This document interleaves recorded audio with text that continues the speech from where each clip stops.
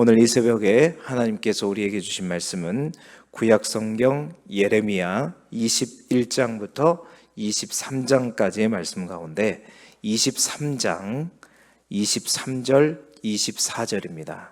구약성경 1087쪽 예레미야 23장 23절 24절 두 절의 말씀입니다.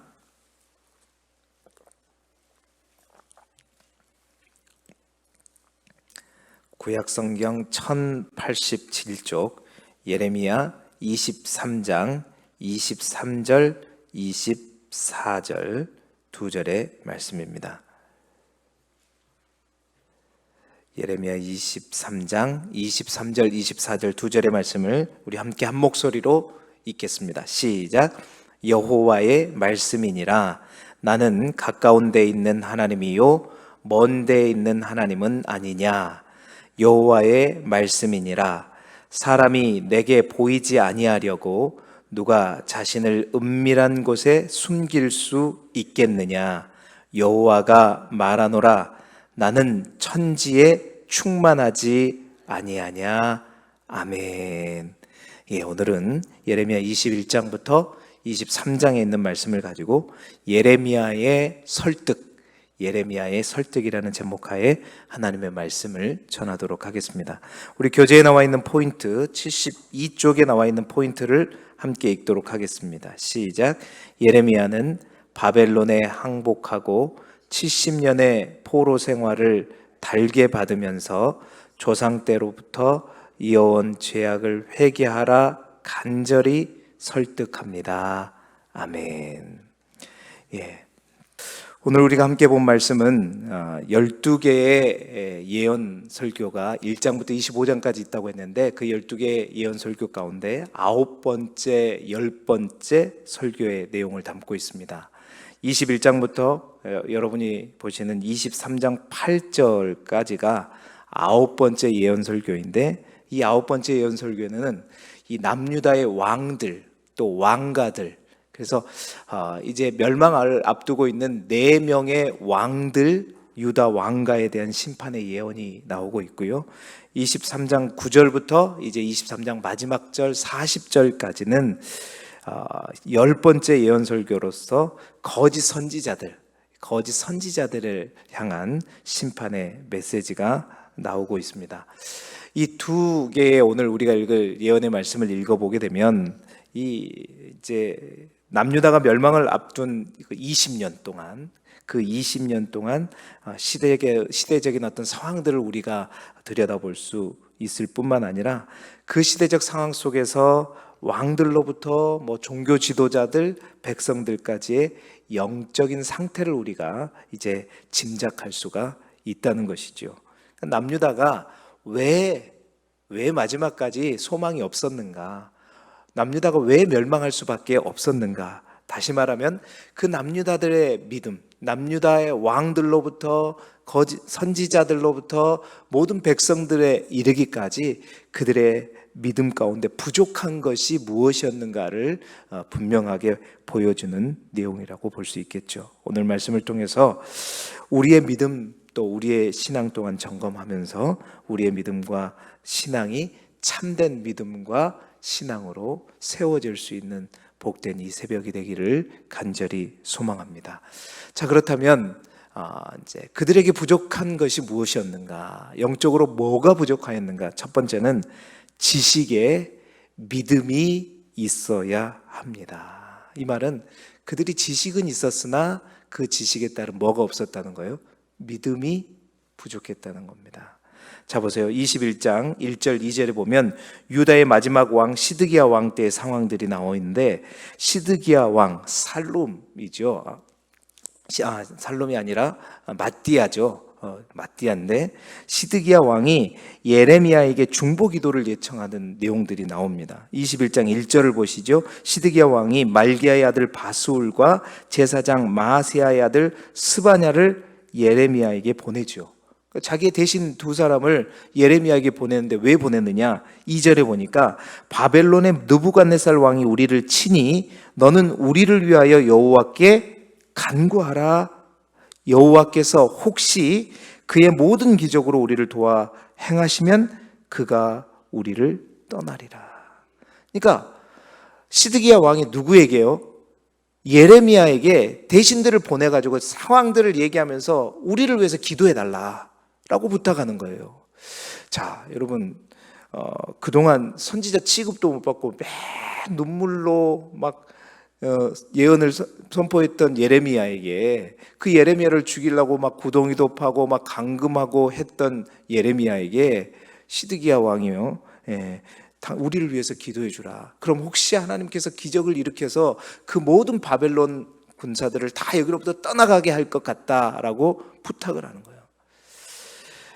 이제 그렇게 했던 이유는 첫 번째로는 예레미야에 선포된 메시지를 보니까 이제 거의 멸망을 앞두고 있는 시점이죠. 예레미야의 말이 틀리지 않다라는 생각을 혹여나 시드기야가 하게 되기 시작했기 때문이죠. 그런데 더 큰 이유가 있습니다. 그건 뭐냐면 시드기야가 뭔가를 기억하고 있었던 거예요. 그게 뭐냐? 우리가 이미 보았던 말씀이지만 여러분, 히스기야 왕 때 보면 유다의 모든 성읍들이 아수르에 의해서 점령당하고 딱 뭐가만 남았냐면 예루살렘만 남았을 때가 있었어요. 그때 18만 5천의 사내립 군대가 예루살렘을 완전히 포위하고 있었잖아요. 그때 그 사실을 안 히스기야 왕이 어떻게 했냐면 열왕기하 19장 1절에 보면 히스기야 왕이 왕궁 책임자인 엘리야김과 서기관 셈나와 장로들을 누구에게 보내냐면 이사야 선지자에게 보냅니다.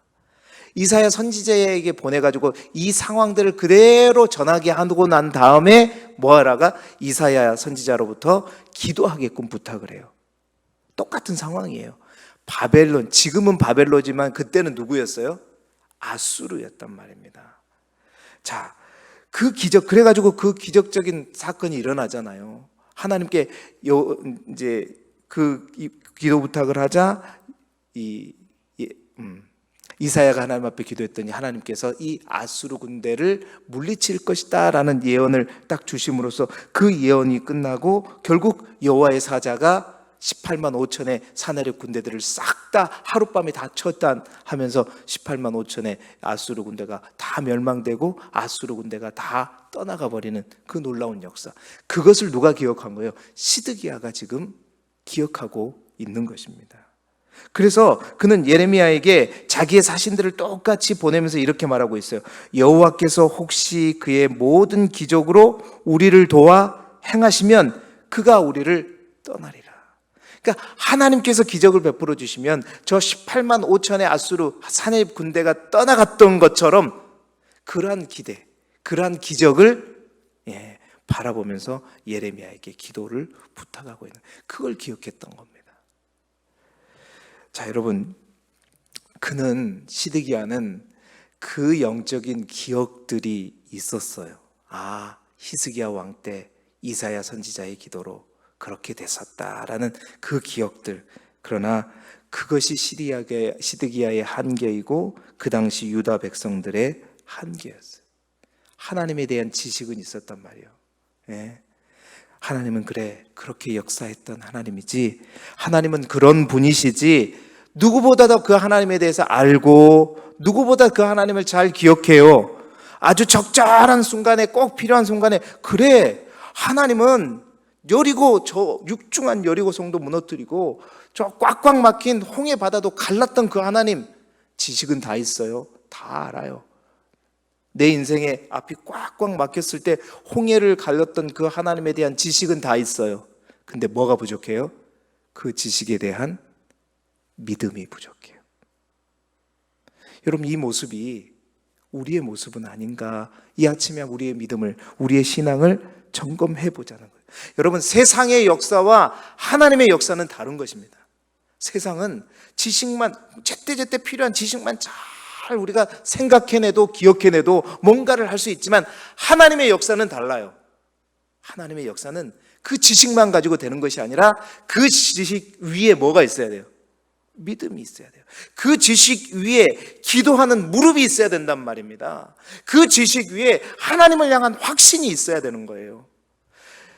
실제로 여러분 그 지식도 온전하지 못했던 게 뭐냐면 히스기야 왕 때 여러분 기억하시죠? 그 히스기야 왕이 사신들을 보내가지고 이사야에게 기도 요청을 했을 때 히스기야는 뭐하고 있었냐면 여호와의 성전에 올라가서 옷을 찢고 굵은 배를 두르면서 먼저 그가 하나님 앞에 기도하면서 그 대신들을 이사야 선지자들에게 보냈다. 이사야 선지자에게 보냈다는 거예요.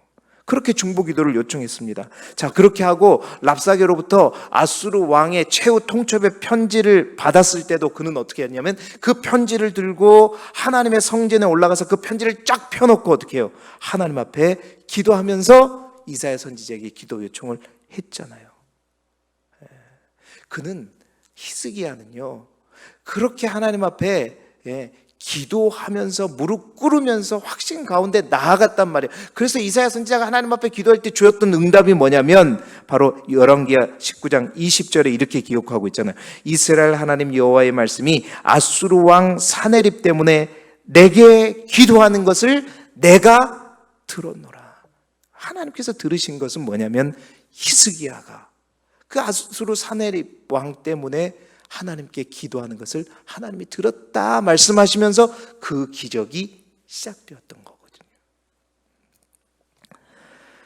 사랑하는 성도 여러분, 하나님의 기적은 말씀에 대한 지식으로 만들어지는 것이 아닙니다.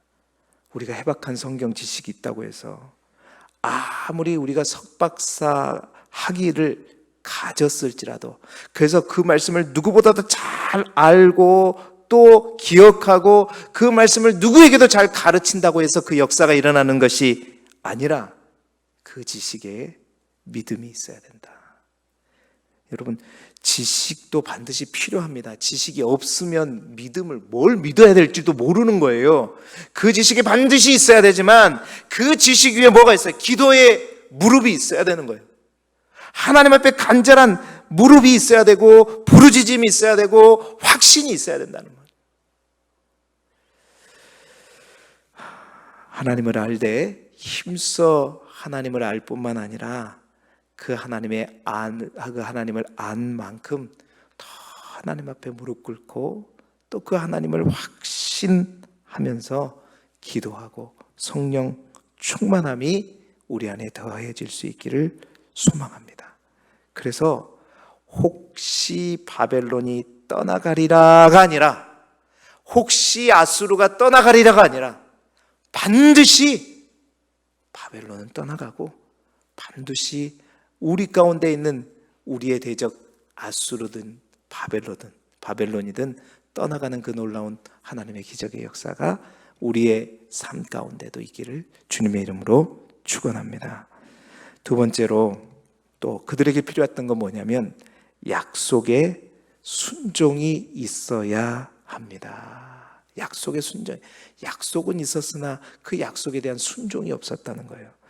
자, 계속되는 유다 왕과 유다 왕의 집에 대한 여호와의 말씀이 선포되는데 21장에는 시드기야 왕에 대해서 이제 심판의 메시지가 선포되고 22장은 여호아하스 그리고 여호야김, 여호야긴. 그러니까 요시아의 세 아들과 여호야김의 아들이었던 여호야긴까지 해서 4명의 유다 마지막 멸망하기 전 4명의 왕, 유다 왕에 대한 심판의 메시지가 선포되죠. 요시아 왕 이후에 4명의 왕 중심으로 왕들과 왕과에 대한 심판의 메시지가 선포됩니다. 그들의 문제를 우리가 읽어보게 되면, 여러분이 읽어보시게 되면 성경은 무엇으로 지적하느냐? 첫 번째는 그거예요. 21장 8절에 보시게 되면 내가 너희 앞에 생명의 길과 사망의 길을 두었다. 하나님께서 이제 남유다의 멸망을 앞두고 선지자를 통해서 예레미야를 통해서 뭘 얘기하냐면 2가지 길이 있습니다. 하나는 생명의 길이고 하나는 사망의 길인데 그 생명의 길은 뭐라는 거예요? 제가 주일 저녁에도 계속 말씀드렸지만 그 생명의 길은 갈대인에게 나아가 항복하는 거다. 바벨론에게 항복하는 것이 생명의 길이다. 2번째, 사망의 길은 성읍에 남는 것이다. 성읍에 남는단 말은 끝까지 싸워서 이곳에 남으려고 하는 것, 이것이 뭐다? 사망의 길이다라는 겁니다. 그런데 여러분, 그들은 무엇을 선택하죠? 그러니까 예레미야의 말대로 빨리 우리가 항복하고 이 곳을 포기하고 어디로 가야 돼요? 저 바벨론으로 끌려가는 게 생명의 길이다라는 하나님의 말씀에 그들은 순종하지 않았죠. 그러니까 우리가 상식적으로, 이성적으로, 합리적으로 생각하면, 여러분, 우리는 어떻게, 만약에 저 중국이 우리를 몹쓸게 하고 우리를 쳐들어온다면 그 가운데 그냥 우리나라를 포기하고 저 미국으로 떠나가라 그러면 여러분, 우리 같으면 떠나가겠어요? 끝까지 싸워야죠. 옛날에 우리 조선왕조 500년의 그 역사 속에 있었던 것처럼 끝까지 투항하면서 싸워야죠. 이게 세상의 생각이고 그들의 생각이었어요. 그리고 하나님이 우리와 함께 하실 거라고 생각했는데 그게 하나님의 뜻이 아니었어요. 예레미야를 통해서 하나님 그의 말을 예레미야가 설득하고 있는데 그들은 어떻게 그 하나님의 말씀에 순종하지 않았던 거죠. 자, 뿐만 아니죠.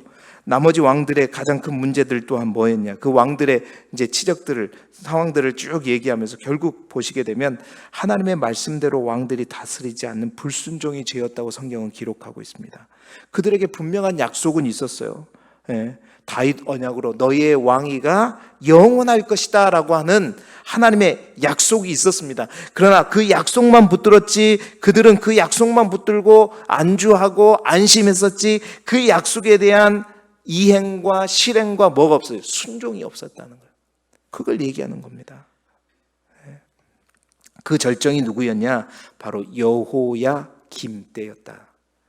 여러분 22장 13절부터 19절 보게 되면 여호야김을 향한 심판의 예언이 나오는데, 읽어보시면 여호야김이 하나님의 말씀에 얼마나 어긋난 삶을 살았는가 역사서에는 제대로 언급되지 않는 내용들이 언급되고 있어요. 자, 주일 밤에 제가 얘기했잖아요. 여호야김 때는 처음에는 뭐예요? 애굽에게 조공을 바치다가 나중엔 또 바벨론이 애굽을 이기니까 바벨론에게 또 조공을 바치다가 나중에 또 애굽이 바벨론을 잠깐 또 이기니까 다시 또 누구에게? 애굽에게 갔다가 그 사실을 알고 바벨론 쳐들어와가지고 그냥 무너졌잖아요. 그러니까 모든 돈들 다 백성들로부터 다 탈취해가지고 그 돈을 누구에게 줬어요? 저 바벨론에게 주고 애굽에게도 주고, 또 뿐만 아닙니다. 바벨론에 의해서 이제 조공을 바칠 때도 어떻게 하면 그 바벨론으로부터 우리가 자유할 수 있을까 그래도 몰래 애굽을 의지하면서 동맹을 하면서 또 돈을 갖다 바쳤단 말이에요. 자, 그래서 겨우 나라의 명맥을 이어가는 그런 상황 속에서 여러분, 우리가 오늘 성경에 보면 22장 13절에 이 여호야김이 어떻게 했냐 말하고 있냐면 불의로 그 집을 세웠다라고 얘기해요. 14절에 그 여호야김 왕이 자기를 위해서 큰 집을 짓고 넓은 다락방을 자기를 위해서 대대적인 건축을 했다고 기록하고 있어요. 뭐 창문을 지었는데 저 백향목을 가지고 어떻게 했다? 여러분, 나라는 돈이 없어서 백성들은 모든 것을 다 은가금을 다 걷어다가 다 다른 나라에 바쳐놓고 그 가운데서 자기 성을 위해서 대대적인 건축을 하면서 임금도 제대로 주지도 않고, 그 성을 누가 건져? 왕이 직접 지은 거 아니잖아요. 백성들 다 고용했다가 불의로 집을 지었단 말은 돈도 제대로 주지 않고 백성들을 그렇게 노동을 착취했다는 겁니다. 17절에 탐욕과 무제한 피를 흘리고 압박과 포악을 행하였다. 그래서 하나님이 원하시는 하나님의 약속, 그 약속은 있었지만 그 하나님의 약속대로 정의와 공의대로 약한 자들을 돌보면서 그들을 챙기면서 했던 요시야 왕, 그들의 아버지와 할아버지였던 요시야 왕처럼 다스리지 않고 하나님의 말씀에 불순종했다는 거예요. 22장 24절에 보게 되면 여호야김이 이제 뭘 가지고 있었냐고 얘기하냐면 오른손에 인장 반지를 끼고 있었단 말이에요. 여러분, 인장 반지가 뭐냐면 바로 그 약속의 중표입니다. 다윗 왕조의 정통성을 상징하는 반지였어요. 이 인장 반지는 대대로 이제 왕에게 물려지는 것인데, 이게 다윗의 약속 속에서 그 정통성을 확립하는 그 상징적인 반지, 이게 뭐냐면 약속의 근거거든요. 그 반지는 있었어요. 근데 그 반지에 대한 순종함이 없었다니까요. 삶이 없냈다니까요. 그래서 하나님께서 뭐라고 얘기하냐면 22장 21절, 여러분 말씀을 읽을 수 있으신 분들은 함께 읽겠습니다. 22장 21절에 시작. 내가 평안할 때에 내가 내게 말하였으나 내 말이 나는 듣지 아니하리라 하였나니 내가 어려서부터 내 목소리를 청종하지 아니함이 내 뭐다? 이게 문제예요. 이게 문제예요. 말씀이 없었던 게 아니에요. 약속이 없었던 게 아니에요. 내가 평안할 때, 바벨론이 이렇게 쳐들어오지 않을 때부터 내가 얼마나 말했냐, 얼마나 그렇게 말했냐. 그런데 내가 괜찮습니다, 말 듣지 않겠습니다, 한 번만, 이렇게 그들은 어려서부터 내 목소리를 청종하지 않은 것이 뭐였다? 습관이었다. 여러분 기억하십니까? 이제 내가 내 뜻을 돌이키기에 지쳤다 말씀하시는 그 하나님의 탄식, 똑같은 맥락이에요. 하나님께서 이제 질려버렸다는 거예요. 그 습관적인 불순종, 그릇된 약속이 자신을 지켜줄 거라는 그 잘못된 신앙 때문에 늘 하나님 앞에 불순종했던 습관적인 그들의 죄. 여러분, 약속만 있으면 안 되죠. 그 약속에는, 그 언약에는 반드시 우리가 행해야 할 의무가 있습니다. 이게 언약의 쌍방간에, 그 언약이 주어졌을 때는 반드시 그 언약을 위해서 우리가 지켜야 될 게 있는 거죠. 근데 그것들은 행하지 않고 그 약속만 보증으로 갖고 있었던 겁니다. 그 약속에는 반드시 행함이 필요해요. 순종함이 필요합니다. 내가 그리스도인이라고 하는 이름만 가지고 천국을 가는 게 아니에요. 내가 예수 한 번 믿고 구원받았다는 그 확신 한 번이면 약속이 되는 게 아니라, 여러분, 우리의 행함이 있어야 되죠. 그래서 야고보 기자는 얘기하잖아요. 행함이 없는 믿음은 죽은 믿음이다. 그러니까 우리의 삶 속에서 행함이 없고 순종함이 없다는 것은 우리가 행함으로 구원을 받는다는 얘기가 아니라, 행함이 없다, 그것은 곧 믿음이 없다는 증거이기 때문에, 우리가 진짜로 성령이 우리 안에 계시는 그 새 언약의 인치심으로 말미암아 성령이 우리 안에 다스리는 그 진정한 믿음이 있다고 한다면, 우리의 삶은 어떻게 해요? 혹시가 아니라 반드시 변화될 수밖에 없어요. 그 변화의 속도가 늦을 수는 있을지언정 그 변화가 안 되지는 않아요. 반드시 점점점 변화돼야 되는데 그 행함이 없다. 그러면 그 믿음을 의심해야 받는, 그 믿음이 자신은 믿음이라고 착각하지만 성령이 우리 안에 계시는, 그래서 주시는, 확증하시는 그 믿음이 아니라는 겁니다. 반드시 언약에는 뭐가 따라야 돼요? 행함과 순종함이 있어야 돼요.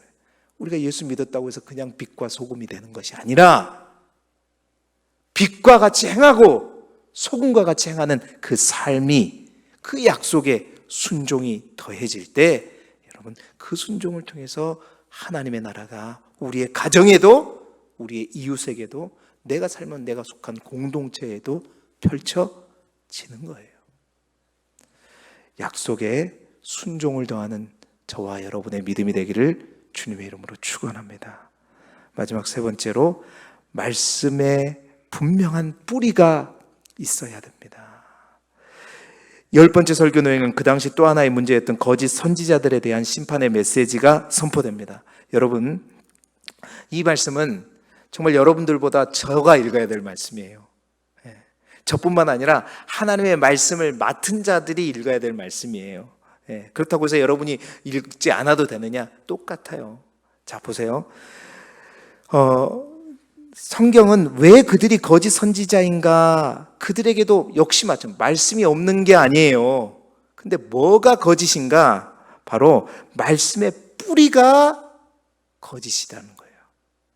그들에게도 똑같이 말씀이 있어요. 안전하다, 평안하다, 하나님께서 예루살렘을 치지 않을 것이다, 말씀이 없었던 게 아니에요. 근데 그 말씀의 뿌리는 하나님으로부터 시작된 뿌리가 아니라 뭐예요? 자기의 생각과 자기의 이성과 자기의 꿈, 성경에는 그것을 개인의 묵시와 개인의 꿈, 그것에 의해서 자기 마음대로 하나님의 말씀이라고 생각하고 이스라엘 백성들에게 선포했던 거짓 선지자. 예레미야뿐만 아니라 그 당시에 하나님의 말씀을 맡은 자들이 진정으로 하나님의 말씀, 그 말씀의 뿌리를 하나님에게 두고 그 말씀을 사람들이 듣든지 듣지 아니하든지, 그 사람들이 핍박하든지 그렇지 아니하든지 예레미야처럼 많은 이들이 함께 선포했다면 그들이 회개했을 줄 몰라요. 근데 많은 이들의 말씀의 뿌리는 하나님이 아니라 그들이었고, 그들을 다스리었던 왕이었고, 사람들의 반응이었어요. 그래서 그 사람들이 좋아하는 말, 평안하다, 안정하다, 우리는 괜찮을 것이다.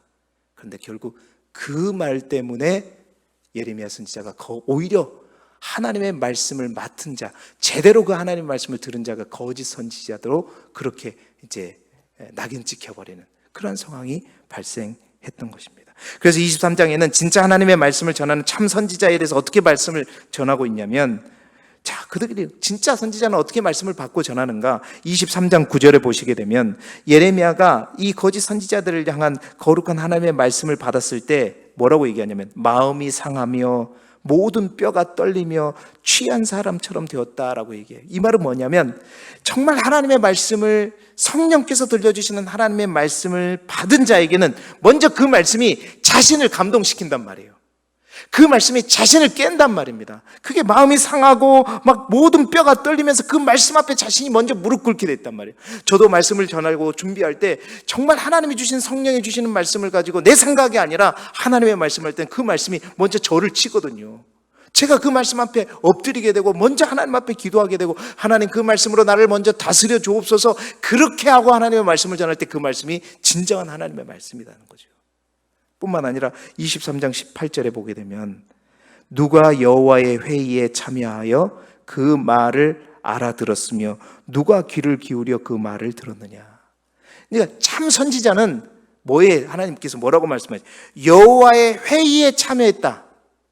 우리 이제 그 직원들도 토요일 날 되면 항상 경건회를 합니다. 경건을 하면서 예배를 먼저 드리고 이제 회의를 하잖아요. 우리가 뭐 원래를 할 때도 항상 보잖아요. 왜 경건회를 해요? 이게 여호와의 회의 때문에 그러거든요.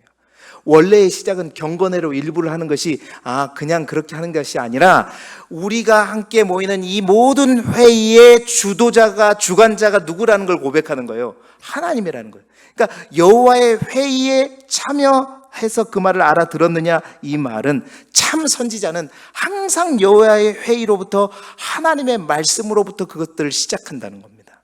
이게 그 말을 의미하고 있는 거거든요. 뿐만 아니라 하나님은 23장 28절 29절에 보면, 진짜 하나님의 말씀은, 하나님의 말씀에 뿌리를 들고 하나님의 든 하나님의 말씀은, 그 말씀이 뭘과 같대요. 29절에 보니까 불과 같고, 그 말씀이 부스러뜨리는 방망이요, 우리 모든 생각과 우리 모든 신념들을 다 깨어부수는, 심령과 골수를 깨어뜨리는 그러한 방망이와 같다라고 말씀하고, 그러한 말씀을 받은 자는 28절에 보니까 성실함으로 내 말을 말할 것이다. 그래서 그러한 자는, 알곡이라면 거짓 선지자는 뭐다? 겨다. 그러면서 23장 23절부터 32절에 자신의 꿈을 가지고 하나님의 말씀을 전하는 이들을 향해 허구성을 얘기하잖아요. 그들을 경고하면서 심판을 선포하잖아요. 여러분, 그 당시 꿈, 하나님의 말씀, 하나님의 계시의 말씀은 신구약 성경이 완성되기 전까지는 하나님께서 그 뜻을 선지자들이나 그들의 종들을 통해서, 꿈을 통해서 많이 말씀하셨어요, 그때는. 그런데 그때마저도 그 꿈을 통해서 많이 말씀하다 보니까 자신이 꿈을 통해서 하나님께 나에서 말씀하셨다 하면서 이 엄중한 말씀을 들으라 하면서 거짓 선지자들이 그 엄중한 말씀이라고 사칭하면서 하나님의, 자기가 그냥 꾼 개꿈, 자기의 생각들을 가지고 하나님의 말씀을 선포했단 말입니다. 그러니까 하나님의 말씀에 뿌리를 두지 않는 그들. 여러분, 꿈이 마찬가지예요. 요즘에는 이 꿈에 대해서, 물론 하나님께서 지금도 꿈을 통해서 우리에게 계시할 수 있어요. 그러나 그 계시는 믿지 않는 게 좋습니다.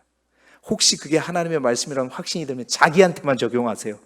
왜? 더 분명한 계시의 말씀, 하나님의 신구약이라고 하는 하나님의 말씀이 있는데 지금은 그 시대가 아니에요. 그러나 그 꿈을 통한 계시가 없다고는 말할 수 없으나, 그런 계시가 있다면 그걸 가지고 다른 사람에게, 하나님께서 나에게 꿈으로 얘기했는데 너 이렇게 해야 된다, 다른 사람에게 절대 적용하지 마세요. 이거 엄청난 분별이 필요한 겁니다. 절대 그래서는 안 돼요. 적용하려면 나에게는 적용하세요. 그건 괜찮아요. 내가 이 꿈을 꿨는데 네 그러면 안 돼. 절대 그러지 마세요. 그건 여러분, 꿈이라는 게 지금 과학이 발전해가지고, 그 꿈이 뭐냐면 내가 평소에 생각하고 있는 거, 내가 옛날에 했던 거, 경험들을 재생하는 게 꿈이잖아요. 지금은 그런 시대가 아닙니다. 더 분명한 말씀이 있잖아요. 이 말씀을 근거로 선포해야 된다는 거죠. 그런 자들을 뭐라고 성경은 얘기하냐면, 오늘 보면 도둑질하는 선지자다라고 얘기하는 겁니다. 사랑하는 성도 여러분, 이 시대의 목회자들을 위해서 여러분 기도해야 합니다. 저를 위해서 또 기도할 것은 정말로 저의 생각이 아니라 하나님의 생각이고, 여호와의 회의에 참석해서 하나님 주시는 말씀을 가지고 여러분에게 들고 전하는 성실한 목회자가 될 수 있도록 여러분 저를 위해서 날마다 기도해 주셔야 돼요. 할렐루야. 별로 기도하기 싫으신가 봐요. 자, 누가 여호와의 회의에 참여하겠는가? 이 말씀이 정말 울림으로 다가오더라고요. 말씀을 전하는 자도 마찬가지지만 이 말씀은 우리 모두에게 하시는 말씀입니다. 하나님의 교회가, 하나님의 성도들이 정말 온 우주 만물을 경영하시는 하나님의 뜻대로 되어지기 위해서는 반드시 그 온 우주 만물을 경영하는 온 우주 만물의 CEO 되신 하나님께서 주관하는 그 어전 회의, 그 회의에 반드시 참여해야 돼요. 그래서 그 하나님의 말씀과 명령을 들어야 되는 거예요. 여러분, 그 첫 번째 하루의 경건회가 뭐예요? 그 회의가 바로 이 새벽입니다. 이 새벽을 통해서 하나님이 오늘 우리에게 우리의 CEO 되시는, 우리의 대표자 되시고 사장 되시는, 경영자 되시는 하나님께서 나에게 뭐라고 말씀하시는가? 오늘 이 하루의 업무 지침을 딱 받고 그 말씀을 기억하면서 살아가는 것. 그러면서 하나님 말씀하셔요. 그 회의에 참석한다는 건 다른 말이 아니에요. 하나님과 더욱더 깊은 관계, 친밀한 교제와 관계를 형성한다는 겁니다. 지식, 그 말은 오늘 우리가 보았던 말씀, 지식에 믿음을 더하고 약속에 순종을 더하고 말씀의 뿌리를 하나님에 두는 삶, 이게 여호와의 회의에 참석하는 거예요. 자, 마지막으로 오늘 우리가 읽었던 말씀 23장 23절 하나님이 말씀하십니다. 하나님은 가까운 데 있는 하나님일 뿐만 아니라 먼 데도 있는 하나님입니다. 하나님은 천지에 충만하다. 다시 말해서 꼭 하나님의 성전일 뿐 아니라 우리의 삶의 모든 자리에서 우리는 여호와의 회의에 참여할 수 있고 하나님의 음성을 들을 수 있다는 거예요. 그래서 항상 우리가 하나님의 음성, 하나님으로부터 우리의 모든 신앙의 출발이 되어져요. 오늘도 그 음성을 들으신 여러분들이 그 음성대로, 지침대로 살아가셔서 정말로 멸망을 코앞에 둔 그런 남유다가 아니라 하나님의 축복을 붙잡는 우리 모두가 되기를 주님의 이름으로 축원합니다. 기도드리겠습니다. 천지에 충만하신 하나님 아버지,